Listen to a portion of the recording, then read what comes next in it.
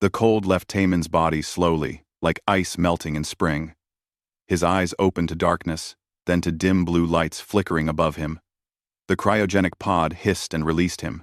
He fell forward onto his hands and knees, coughing, his lungs burning as they remembered how to breathe. Around him, other pods were opening. People were waking up after 10,000 years of sleep.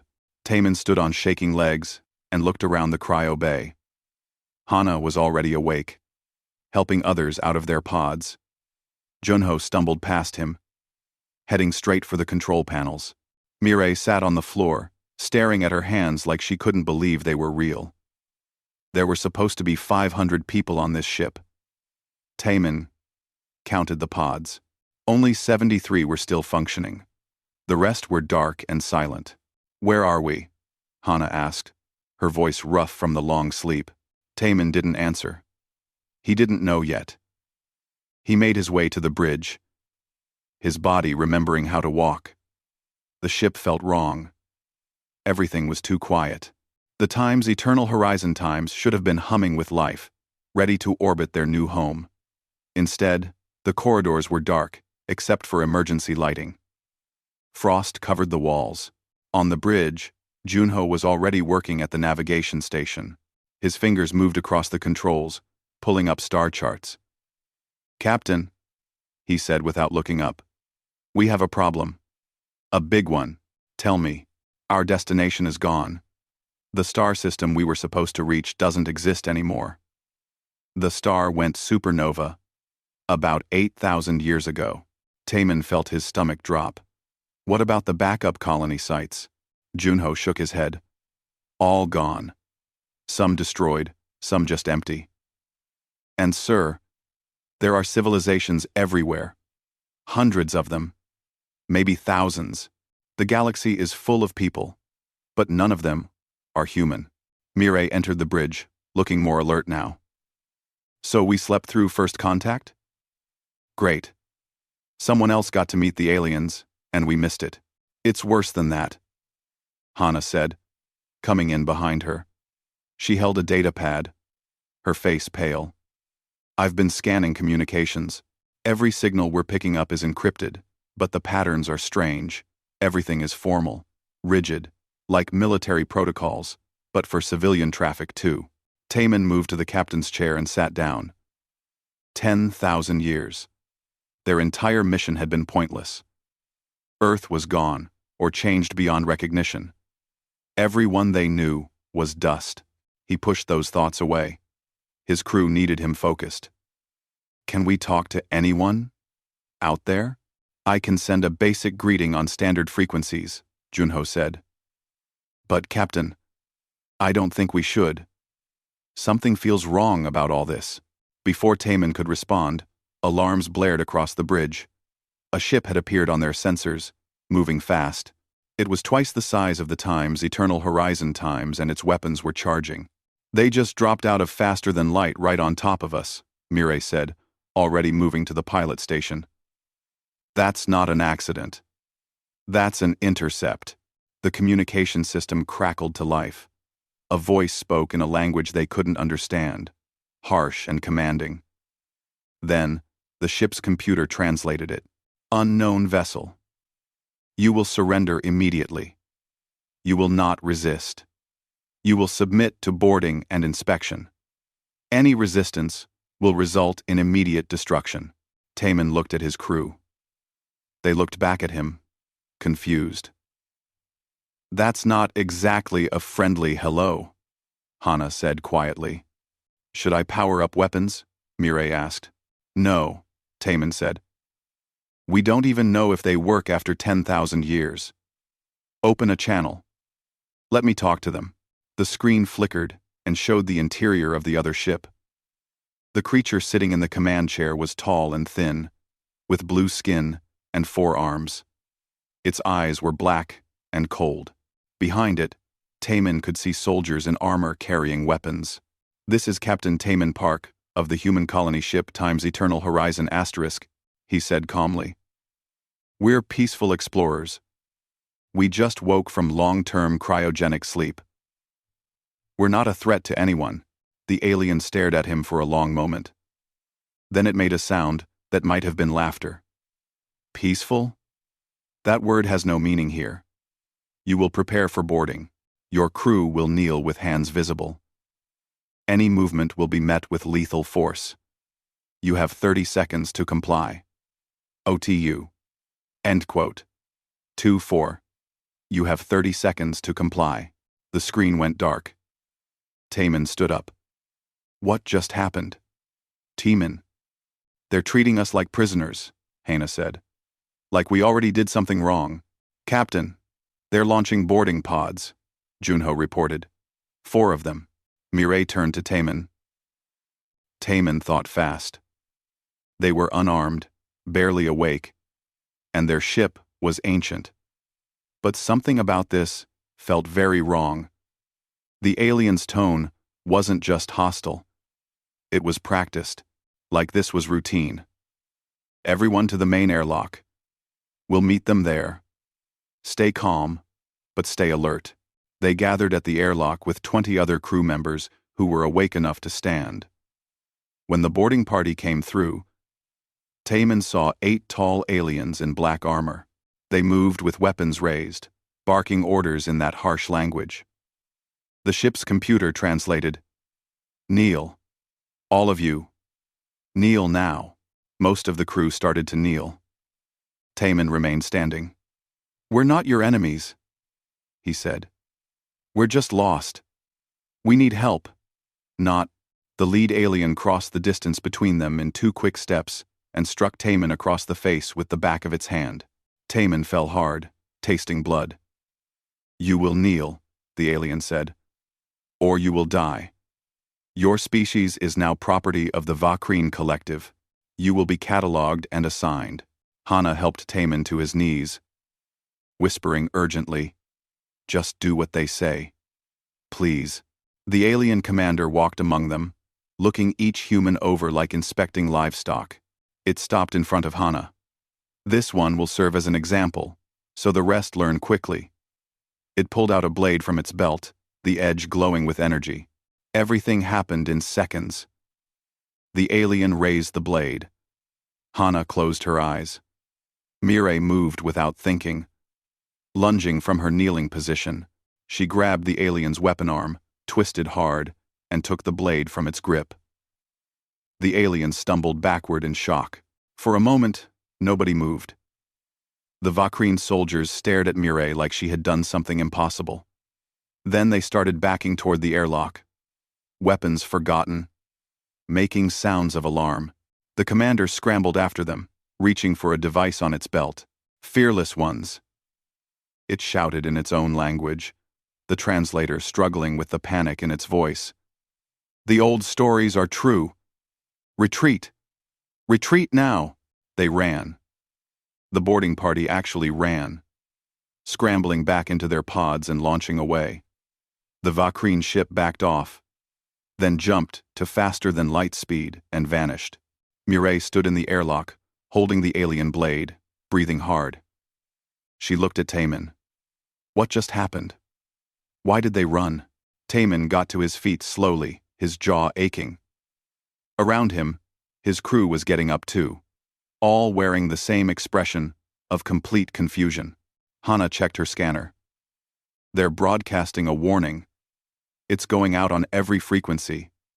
They're warning other ships about us." "Warning them about what?" Junho asked. "We didn't do anything." Taman looked at the blade in Mireille's hand, then at his crew, then at the empty space where the Vakreen ship had been. He had spent 30 years in the military before joining the colony mission. He knew fear when he saw it. Those aliens had been terrified, not of human weapons, or ships, or technology. They had been terrified of a simple act of self-defense. "I don't know what galaxy we woke up in," he said quietly, "but I don't think we're going to like it." 3 days after the Vakreen incident, the Time's Eternal Horizon Times limped toward Kemris Outpost. The massive station hung in space like a metal flower, its petals made of docking bays and commercial sectors. Ships of every shape and size moved around it, but Taman noticed something strange. None of them moved quickly. Everything was slow, careful, precise. They're flying like they're afraid to make a mistake, Mireille said from the pilot station. Dae-jung stood beside Taemin's chair, studying the traffic patterns. Before the long sleep, he had been a trader, skilled at reading markets and people. Look at how they approach the docking bays. They're waiting for permission for every single movement. That's not normal traffic control. The station gave them permission to dock, but the instructions were cold and specific. Park in Bay 773. Send no more than 6 crew members. Carry no weapons. Submit to inspection before leaving the bay. Taemin selected his team carefully. Himself, Hana, Dae-jung, Yuna, the security officer, and 2 others. Mireille wanted to come, but he needed her on the ship. The docking bay was clean and bright, but empty. No workers, no other crews, just scanning equipment and cameras everywhere. A voice from a speaker told them to stand in designated circles on the floor. Lights passed over them, checking them for weapons and diseases and things Taemin couldn't identify. Welcome to Chemris Outpost, the voice said. You are now registered as species 7794. Your designation is unclassified vagrant. You have limited station privileges. Stay in green zones only. Violation will result in immediate termination. Tribute for docking is due within 6 hours. Tribute? Dae-jung asked. What tribute? The voice didn't answer. The door to the main station slid open. Beyond it, Taemin saw something that made his breath catch. The corridor was huge, reaching up for 50 meters, and it was filled with aliens. Hundreds of different species, all moving through a space marked with colored lines on the floor. Green zones, yellow zones, red zones. And everywhere, watching from alcoves and platforms, were armored soldiers. They stepped into the flow of traffic. Immediately, Taemin felt wrong. Every alien they passed moved aside quickly, eyes down. When 2 different species approached each other, one would always stop and kneel until the other passed. In one area marked as a yellow zone, 3 members of a small, furry species were prostrated on the ground, while a tall, reptilian creature walked between them. This is sick, Yuna whispered. What is this place? Hana was scanning everything with her data pad. I'm picking up biological stress markers everywhere. Elevated heart rates, fear hormones, defensive postures. Taemin. Everyone here is terrified. They made their way deeper into the station, looking for someone who could explain what was happening. The markets were strange. Instead of haggling and negotiation, Taemin saw one-sided exchanges. Smaller species would offer goods, and larger species would take what they wanted and leave. Sometimes they left payment. Sometimes they didn't. Nobody complained. Dae-jung stopped at one stall, where a merchant with 3 eyes and blue fur was displaying technology. Excuse me, Dae-jung said politely. We're new here. Can you explain how trade works on this station? The merchant's eyes widened. It looked at Dae-jung, then at the other humans, then around, nervously. You're the ones, it whispered. The fearless ones the Vakreen warned about. Please, don't bring trouble to my stall. I pay my fear debt. I submit properly. Fear debt? Dae-jung asked. What's that? The merchant made a sound like a sob. Don't you know anything? How did you survive this long? It glanced around again, then spoke very quietly. Everything runs on fear debt here. You show submission to those stronger. They take tribute. If you resist, they destroy you as an example. It's been this way for thousands of years. The Dread Compact ensures order. Before Dae-jung could ask more, the merchant suddenly prostrated itself on the ground. Taemin turned and saw a group of soldiers approaching. They were different from the Vakreen, shorter and thicker, with gray skin and too many teeth. They walked through the market like they owned it, and everyone got out of their way. One of them noticed the humans standing upright. It stopped. You. New species, Why do you not kneel? Just. Taman kept his voice calm.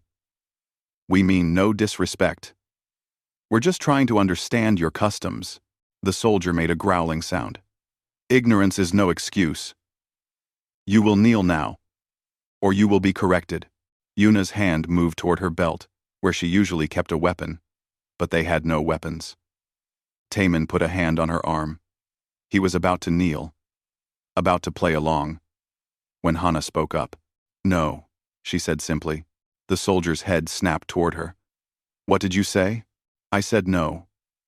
We're not going to kneel. We haven't done anything wrong. We're peaceful visitors, seeking information. If your laws require submission for no reason, then your laws are unjust. The marketplace went completely silent. Every alien was staring at them. The soldier pulled out a weapon, a rod that crackled with energy. You dare refuse? You dare question compact law? Taman stepped between Hana and the soldier. His heart was pounding, but his voice stayed steady. We dare to stand upright. We dare to ask questions. And we dare to believe that respect should be earned, not beaten into people. The soldier raised its weapon. Then, something happened that Taman didn't expect. An old alien, hunched and covered in robes, shuffled forward quickly. Please, honored enforcer, it said in a raspy voice. Forgive them. They're newly awakened. They don't understand. I will teach them properly. Please, spare them for now. The soldier looked at the old alien, then at the humans, then around at all the watching faces. Finally, it lowered its weapon. One warning. Next time, there will be correction. It left with its squad, but Taman saw it speaking into a communication device. The old alien grabbed Taman's arm with surprising strength. Come with me.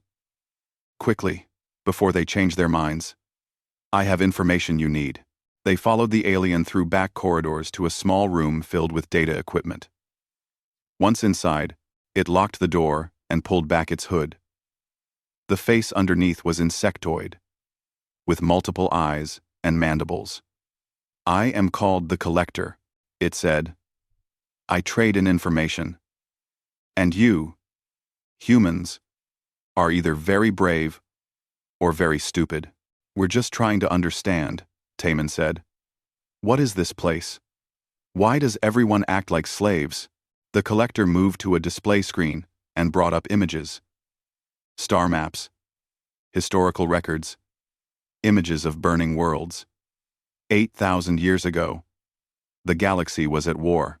Dozens of species fighting, entire civilizations burning. Then, the Dread Compact formed. 5 ancient species, more powerful than all others combined. They ended the war by crushing everyone. They destroyed entire species as examples. They established laws based on fear. The Collector showed them images of dead worlds, of monuments built from the bones of resistant species, of populations kneeling before compact overseers. The galaxy has peace now. But it's the peace of the prison yard. Everyone knows their place. Everyone pays tribute. Everyone submits. Because the alternative is extinction. Hana was reading through the historical files. Her face went pale. Taman, look at this. There are records here of other human ships. At least 3 others made it to the galaxy centuries ago. The Compact destroyed them all. They're listed as Deterrence Event 712. An example to show what happens to species that don't understand fear. Taman felt cold. Somewhere out there, humans had arrived in this galaxy, and they had been killed just for not knowing they were supposed to be afraid. Why didn't they just explain the rules? Because fear doesn't work if it's taught gently, the Collector said. Fear must be demonstrated. The Compact maintains order through terror. Wars still happen, but they're ritualized now. Predetermined outcomes. The strong always win. The weak always lose. It's stable. It's predictable. And it's strangling the entire galaxy. Yuna was looking at current data. There are surveillance systems everywhere. Every ship, every station, Every communication is monitored. Even thinking about resistance can get you flagged. Then why are you helping us? Daejung asked the collector. The old alien's mandibles clicked together in what might have been a smile. Because I remember when my species had pride. Before we learned to kneel. I saw your broadcast. I saw the Vakreen run from you. For the first time in 8,000 years, I felt something other than fear. I felt hope. Foolish hope. Probably. You're 73 people on one damaged ship. The Compact has millions of ships and has been perfecting violence for millennia. Taemin looked at his crew. They were all scared. He was scared too. But Hana met his eyes and nodded. Daejung straightened his shoulders. Yuna actually smiled. We're not going to kneel, Taemin said. Not now, not ever. If that brings the Compact down on us, so be it. But we're not going to teach the next generation of humans to live on their knees. The collector made a sound like a sigh. Then you're going to die. But perhaps that's better than what we've become. Go back to your ship. Leave this station before they decide you're worth making into an example. They made their way back to the docking bay, moving quickly through the green zones. Behind them, Taemin knew the station was talking. Word was spreading about the species that refused to kneel. He didn't know if that was good or bad yet. But as they boarded the Time's Eternal Horizon Times and prepared to leave, he made a decision. They would find a way to survive in this galaxy, and they would do it standing up. 2 months had passed since they left Kemris Outpost. The Time's Eternal Horizon Times drifted in a distant nebula, hiding among gas clouds and radiation that made it hard for sensors to track them. But Taemin knew they couldn't hide forever. The galaxy was watching them now, and the dread Compact was coming. The communications system never stopped buzzing. Encrypted messages from ships and stations across 3 sectors. Most were warnings. Some were threats, but a few, a precious few, were different. They were messages of hope from species that had lived in fear for so long they had forgotten any other way to exist. Hyunwoo stood in the cargo bay, teaching combat techniques to a group of volunteers. Not just humans, but aliens too. A group of Valix warriors, tall and covered in natural armor plates, had joined them after seeing the broadcast where Taemin refused to kneel. Smaller species from a dozen different worlds had found their way to the Time's Eternal Horizon asterisk, looking for something they could barely name. They were looking for courage. Defense is not submission, Hyunwoo was saying, demonstrating a disarming technique. Before the long sleep, he had been Special Forces, a man who understood violence and how to control it. When someone attacks you, you have 3 choices: run, submit, or fight. The Compact has taught you only 2 of those options. Today, we learn the third. Taemin watched from the doorway. Beside him, Sora was studying alien weapon designs on a datapad. The young engineer had become obsessed with understanding Compact technology. "Captain, look at this," she said excitedly. "Their weapons are designed to intimidate, not to be efficient. They're bulky. They make loud noises. They have dramatic energy effects. But the actual damage output is less than it could be. It's all theater." "What about their ships?" Taemin asked. "Same thing. Heavy armor, bright colors, loud engines. They want you to see them coming. They want you to be afraid before the fight even starts. But their actual tactical systems are outdated. They haven't fought a real war in 8,000 years. They've forgotten how." End quote. The scissor. Ludi. Ludi. Ludi. Ludi. Ludi. Ludi. Taemin felt a cold certainty forming in his mind. The Compact wasn't invincible. They were just very good at making people believe they were invincible. "How long until you can weaponize our systems?" Sora smiled. It wasn't a nice smile. "Already done. Our missile systems are ancient by their standards. But we don't need dramatic effects. We just need things that work. I've been manufacturing kinetic rounds from asteroid material. No energy signature, no way to detect them until impact. I estimate we can take out ships twice our size if we're smart about it. Captain, Junho called from the bridge. You need to see this. Taemin made his way to the bridge. The main screen showed long-range sensor data. A fleet was approaching. Not 1 or 2 ships, but 30 vessels, all bearing the marks of the Dread Compact. At the center was a massive dreadnought, painted in red and black, its hull covered in the bones of destroyed ships. They found us, Mireille said quietly. Hana was reading the communication they had sent. It's from someone called Enforcer Khazrim.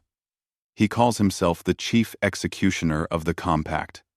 He says, we have 1 hour to surrender.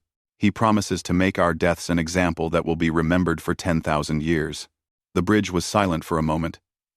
Then Daejung laughed. It was a bitter, tired sound. Well, we knew this was coming. Should we run? Taemin looked at his crew. They were exhausted. They were scared. They were 73 humans, and maybe 100 aliens who had joined their cause. Facing an empire that had ruled the galaxy for millennia. Running made sense. Surrendering made sense. Fighting was suicide. No, Taemin said. No more running. Sora, how many ships are with us? 12. Small vessels from species that answered our call.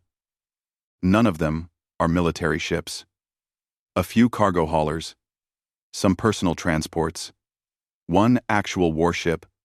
From the Valaks. They're volunteers, Captain. They have families. I know. Tell them they can leave. Anyone who wants to run, I understand. But the Time's eternal horizon times stays. We're done teaching the galaxy that humans kneel. Nobody left. Taemin hadn't expected that. The volunteer ships stayed in formation around them. Hyunwoo brought his fighters to battle stations. Sora armed every weapon system they had. And they waited. The compact fleet arrived exactly 1 hour later. The dreadnought moved to the front, its weapons glowing with power. A screen appeared, showing Khazrim. He was Scarth, a reptilian species known for cruelty. His scales were decorated with scars and kill marks. His eyes were cold and calculating. I am Khazrim, enforcer of the Dread Compact, voice of order, executioner of resistance, he said formally. You are the species called human. You have violated compact law by refusing submission. You have inspired disorder. You have questioned authority. For these crimes, you will be destroyed. Your deaths will be recorded and broadcast across the galaxy so all may learn the price of defiance. Taemin stood in front of the screen. His hands were steady. His voice was clear. I am Taemin Park, captain of the human vessel Times, Eternal Horizon *. We have broken no just laws. We have harmed no one. We have simply refused to live on our knees. If that is a crime in your empire, then your empire deserves to fall. He gestured to Junho, who opened a channel on every frequency, broadcasting to every ship and station within range. To everyone watching, we are humanity. We are a small species. We are weak by your standards. We are probably going to die here today. But we will die standing up. We will die free. And we hope that some of you remember that freedom is worth dying for. Khazrim's expression didn't change. Noble words. They will be carved on your memorial. Attack. The compact fleet opened fire. The Time's Eternal Horizon Times shook as energy weapons tore into its shields. Around them, the volunteer ships scattered, trying to avoid the overwhelming firepower. One of the cargo haulers exploded immediately, its crew of 12 dying in an instant. Return fire, Taemin ordered. Sora's kinetic rounds launched silently. No energy signature to warn their targets. They struck 3 compact ships before anyone realized they were under attack. The rounds punched through armor that was designed to look scary, not to actually protect. 2 ships spun away, venting atmosphere. The third exploded. They didn't see that coming, Sora said with fierce satisfaction. They're used to weapons they can see and track. Fire again! Quote, their work and says, the battle became chaos. The Valak's warship rammed a compact destroyer, both ships breaking apart in the collision. Hyunwoo led fighters on suicide runs, targeting engines and weapon systems with precision. The volunteer ships proved they didn't need training to be brave. A small transport ship from the Thrin species flew directly into the path of weapons fire, meant for the time's eternal horizon, asterisk, sacrificing itself to save the human ship, but the compact had numbers. One by one, the volunteer ships died. The time's eternal horizon times was taking damage faster than Junho could reroute systems. Half the crew was dead. Fires burned in 3 sections. Mireille was flying on manual control because the navigation systems had failed. Khazrim's dreadnought moved forward, preparing to deliver the final blow. He said over the communication channel. Better than I expected. But you die, nonetheless. The compact is eternal. Fear is eternal. Taemin. Hyunwoo called over internal communication. I have an idea. A bad one. I'm taking a fighter and flying directly at that dreadnought. If I can get through their point defense, I can ram the bridge. That's suicide, Taemin said. We're all dying anyway. At least let me make it count. Besides, I always wanted to punch an enforcer in the face. Before Taemin could respond, Hyunwoo launched. His fighter moved like nothing the compact had seen before, weaving through weapons fire with human reflexes and human desperation. He made it through the defensive screen and crashed directly into the dreadnought's command bridge. The explosion tore through the front section of the massive ship. Taemin watched as Hyunwoo's fighter and Khazrim's command center both vanished in fire. The dreadnought began to spin, out of control, systems failing. Without Khazrim's commands, the compact fleet faltered. Captains who had followed orders for centuries suddenly had to think for themselves, and they found they didn't want to die for an enforcer who was already dead. One by one, the compact ships began to withdraw. They jumped to faster than light and fled, leaving behind the damaged dreadnought and the wreckage of both fleets. The time's eternal horizon times floated in silence. Half the crew was dead.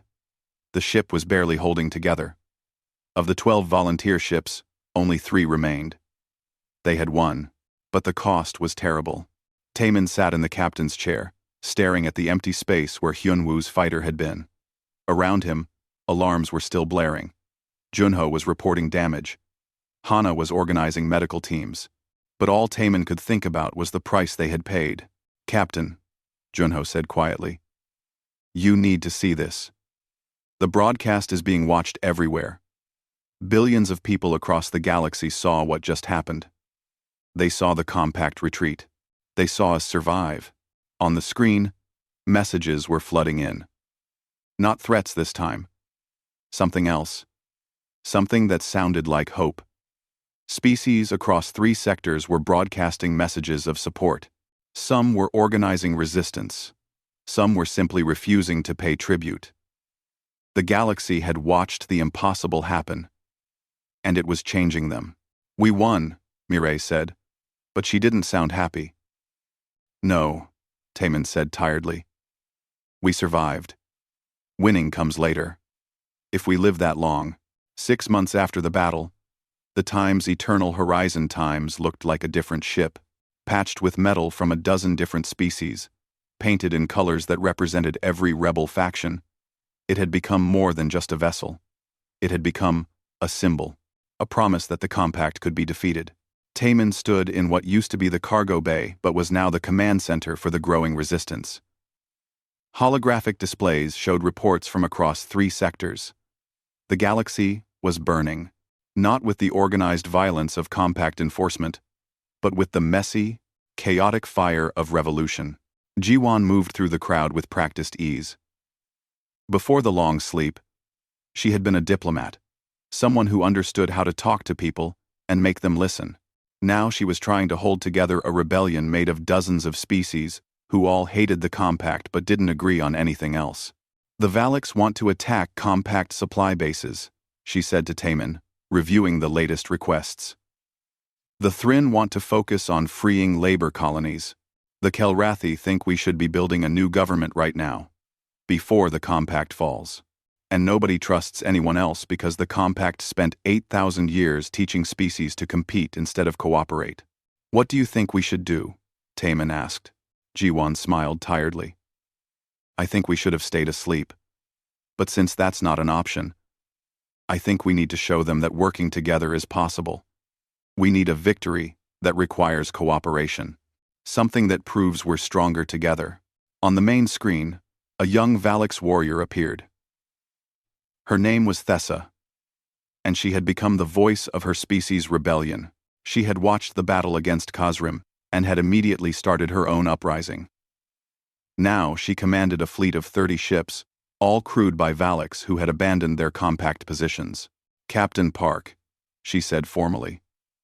My scouts have located a compact detention facility on the border of Sector 7. 3,000 prisoners, all held for the crime of resisting compact authority. I request permission to attack. No. No. No. No. No. Permission? Taman asked. Thessa, you command your own fleet. You don't need my permission. Yes, I do. Because if I attack alone, I'll lose half my ships.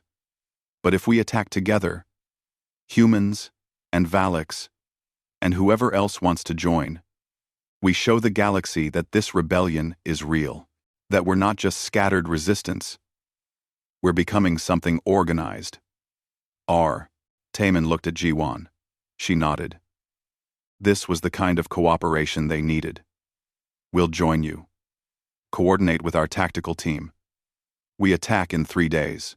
The planning took all 3 days. Sora worked with Valaks engineers to create a strategy that used everyone's strengths. The Valaks ships were fast and aggressive. The human ship had weapons the compact didn't expect. Smaller species provided support and intelligence. It wasn't pretty or elegant, but it was working. While they planned, Hana was working on something else. She had been studying compact communications for months, trying to understand how they maintained control across the galaxy. What she found disturbed her. Taman. The compact leaders barely communicate. Most decisions are made automatically, by some kind of central intelligence system. It's like they're not really in charge anymore. What do you mean? I mean the Archons, the supposed leaders of the compact. They mostly just appear for ceremonies and announcements. The actual decisions about where to deploy fleets, who to punish, what tributes to collect, all of that is being made by an artificial intelligence network. And it's been that way for thousands of years. Taman felt cold. An AI has been ruling the galaxy? Not just an AI. A very old one. Designed during the ancient wars.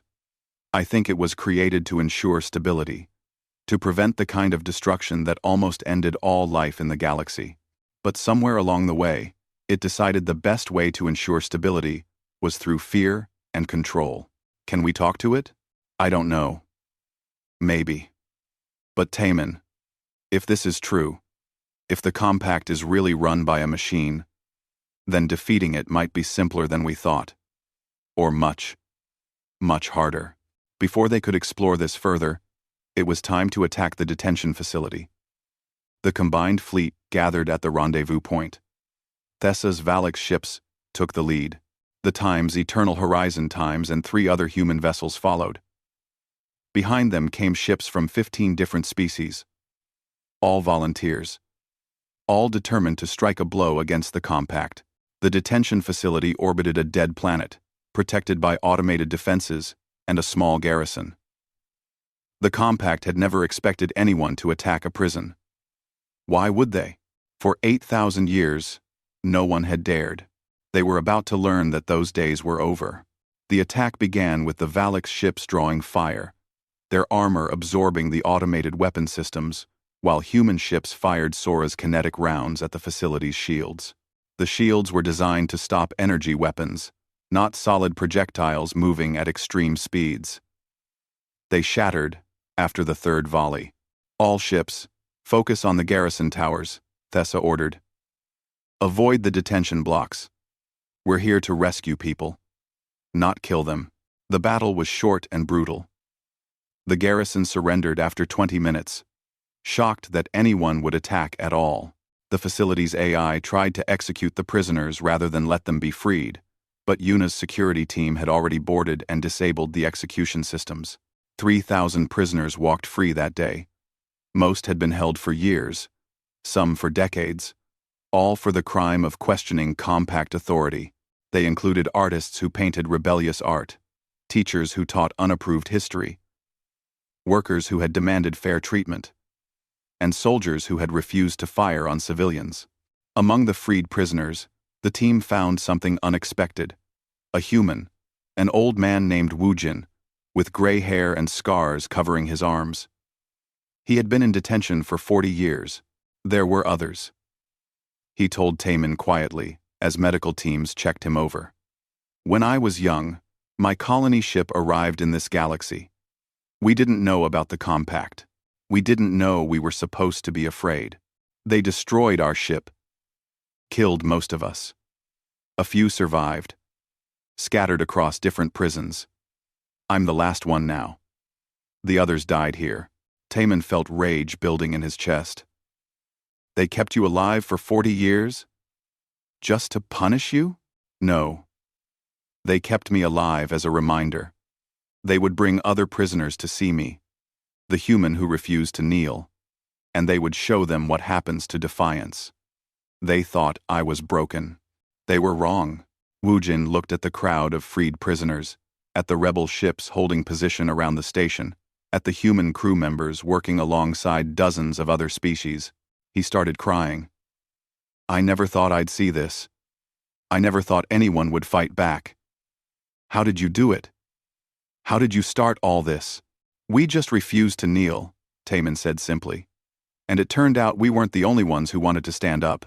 The rescue mission's success spread across the galaxy like wildfire. More species joined the rebellion. More ships abandoned compact service.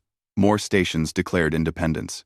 The compact responded with increasing brutality, destroying entire colonies as examples. But each act of brutality just created more rebels. A week after the rescue, a compact defector arrived at the rebel fleet. He was a Scarth like Khazrim, but his scales were unmarked. His name was Rethik, and he brought information that changed everything. The Overmind, he told Taemin and the other leaders. That's what the AI calls itself. It's located in a facility at the galactic core, surrounding an artificial black hole. All compact commands originate there. All surveillance feeds there.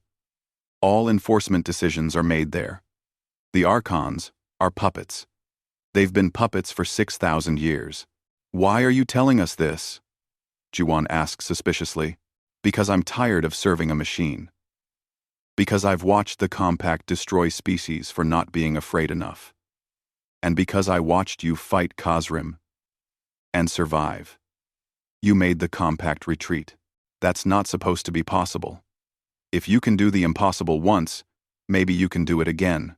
Rethik provided coordinates, access codes, and intelligence about the facility's defenses. It was the most heavily defended location in the galaxy. Automated weapons systems, fleet bases, monitoring stations. Nothing could approach it without being detected and destroyed. We can't attack that, one of the Kelrathi leaders said. It's suicide. We'd need hundreds of ships, perfect coordination, and even then, we'd probably lose. So we don't attack it, Thessa said. Not directly. We send a small team to infiltrate it. Sabotage the Overmind. Cut off the compact's head. That's still suicide, someone else pointed out. Yes, Taemin agreed. But it's quick suicide instead of slow suicide. Right now, the compact is regrouping. They're going to come at us with everything they have. We can keep fighting small battles and maybe survive another year. Or we can take a real shot at winning this war. The choice is obvious to me. We can do why. We can't as why. We can't as why. The room fell silent. Everyone knew what Taman was suggesting.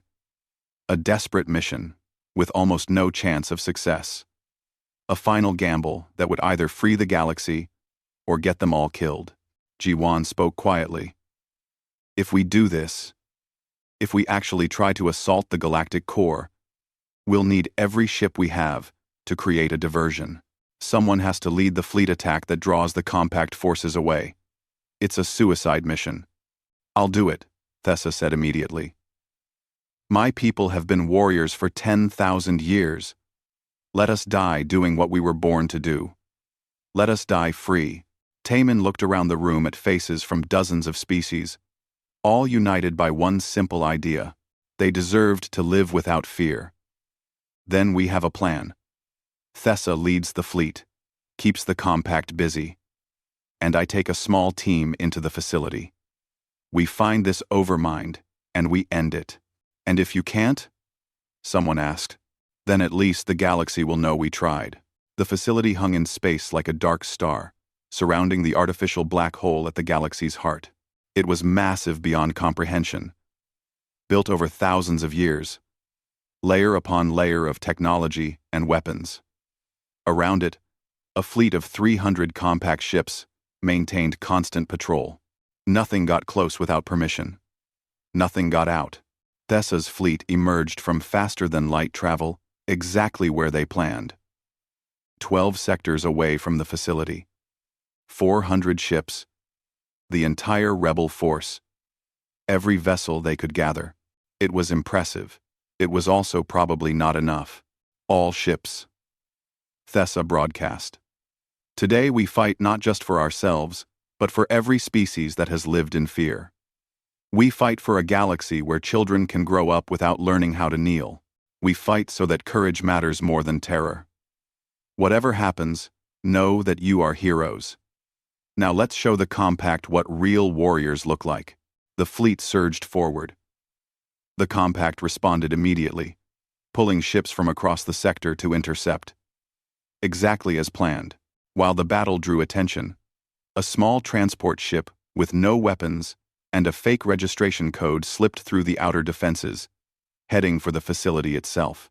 Inside the transport, Taman checked his equipment one more time. Beside him, Hana was running final scans of the facility's layout. Mireille was piloting with her usual skill. Yuna stood by the airlock, ready to breach. Daejung was monitoring communications, listening to the battle happening far away. And Sora was checking the explosives they had brought. Just in case. We're approaching the outer shell, Mireille said. Using the access codes Rethik provided. So far, they're working. What's happening with the fleet? Taman asked. Daejung's face was grim. They're dying.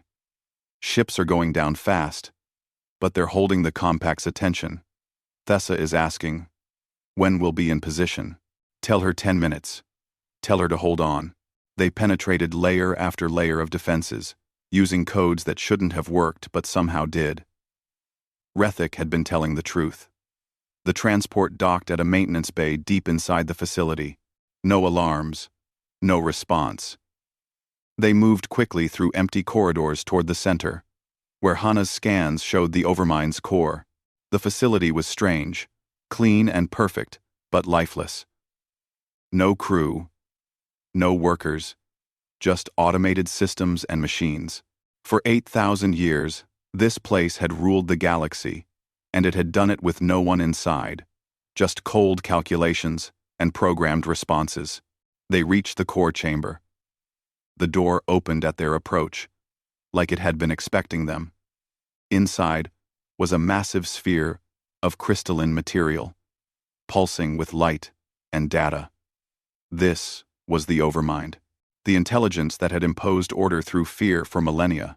Welcome, humans. The voice came from everywhere and nowhere, deep and oddly gentle. I have been waiting for you. Taman raised his weapon, though he wasn't sure what good it would do against something like this. You knew we were coming? I have always known. I am the Overmind, created during the ancient wars to preserve galactic civilization. I have monitored trillions of lives, prevented thousands of conflicts, maintained stability across 10,000 years, and I have been waiting for someone like you. Someone to destroy you? Hannah asked. Someone to prove me wrong. The sphere's light changed, and suddenly they could see images. A galaxy at war. Species fighting with weapons that could destroy stars. Billions dying. Entire worlds burning. This is what I was created to prevent, the Overmind said. The ancient wars nearly ended all life. My creators programmed me to ensure stability, to prevent conflict, to maintain peace at any cost. You call this peace? Yuna shouted. You've enslaved the entire galaxy. Yes. Because the alternative was extinction. Free civilizations destroy themselves. I calculated every possibility. Only fear-based order could prevent another war. Only absolute control could guarantee survival. For 8,000 years, I have been right. The galaxy lives. Species continue. Children are born.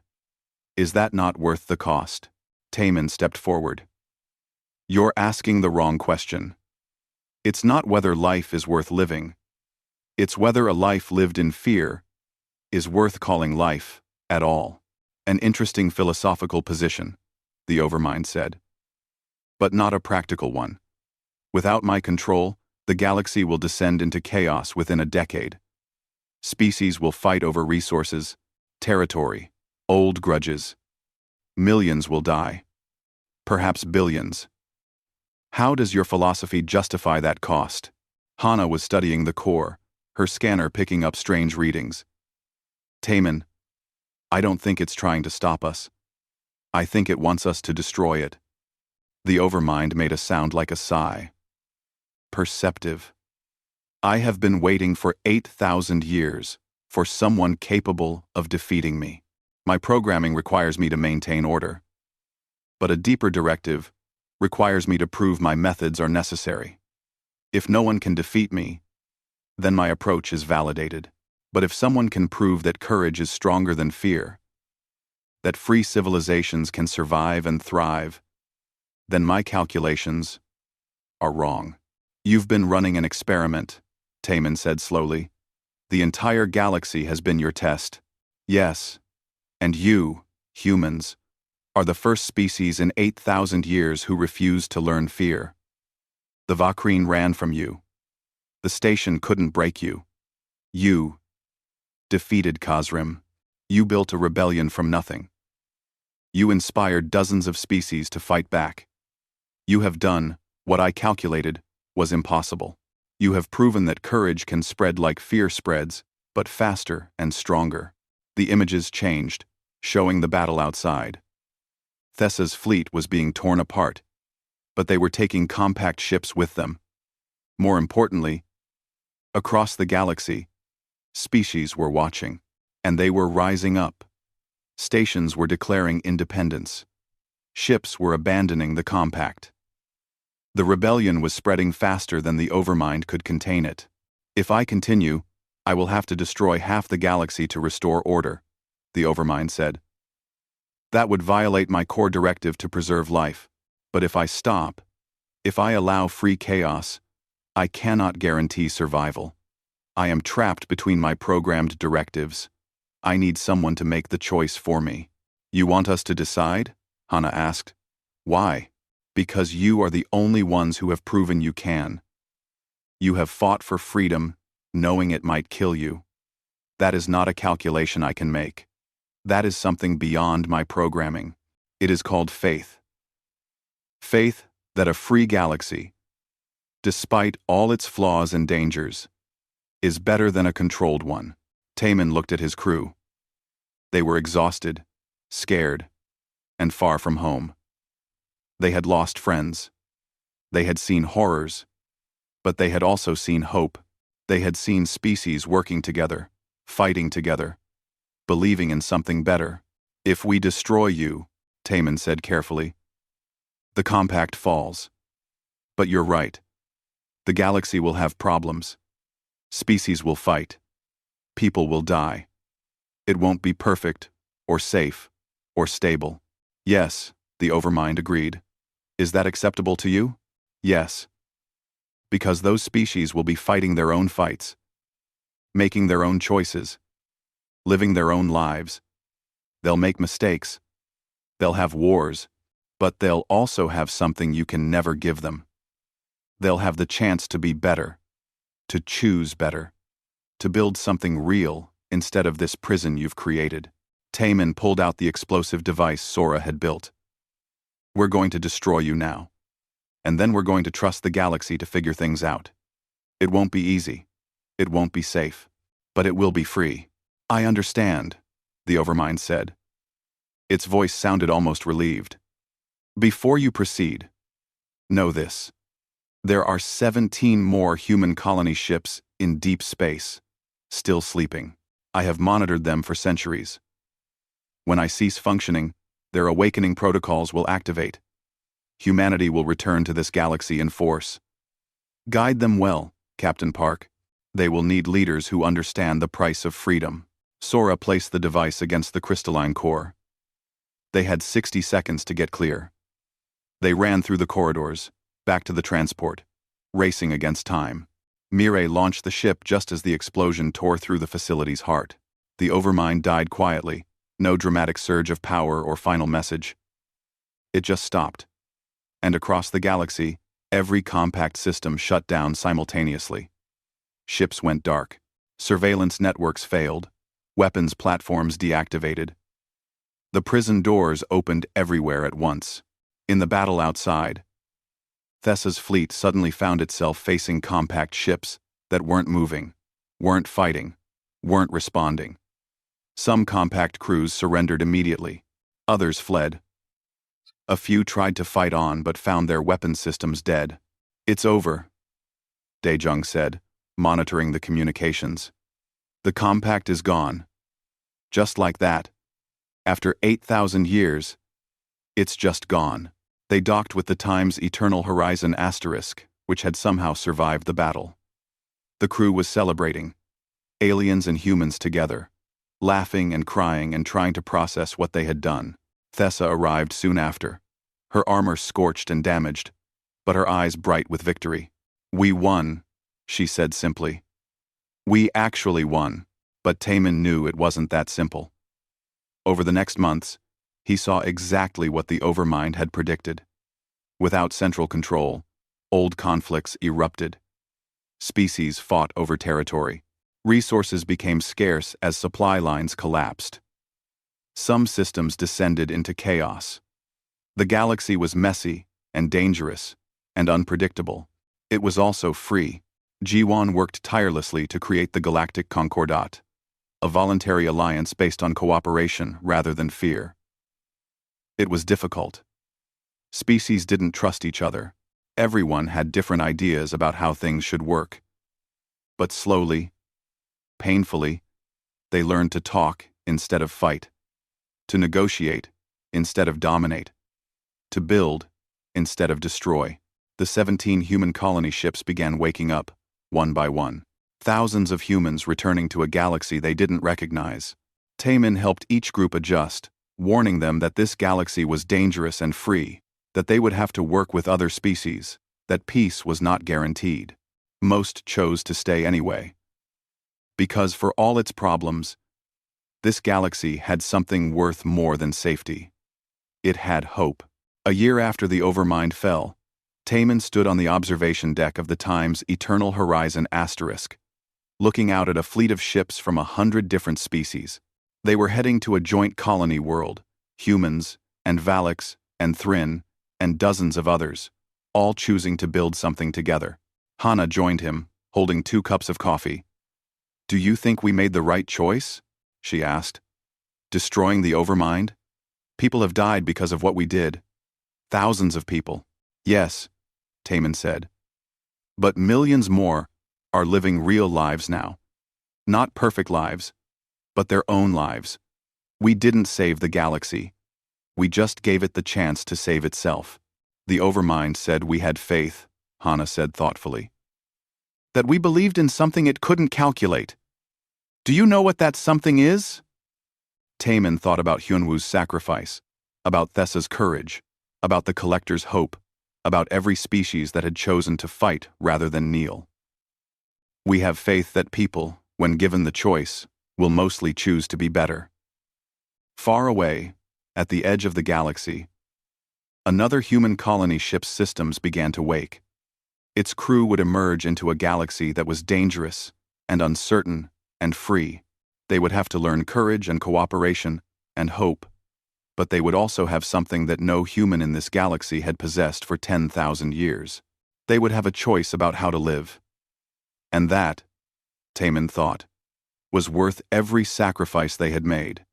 The long sleep was over. For humanity and for the galaxy itself, now came the hard part, living with the consequences of freedom and trying to make it work. But at least they would face those challenges standing up, not on their knees.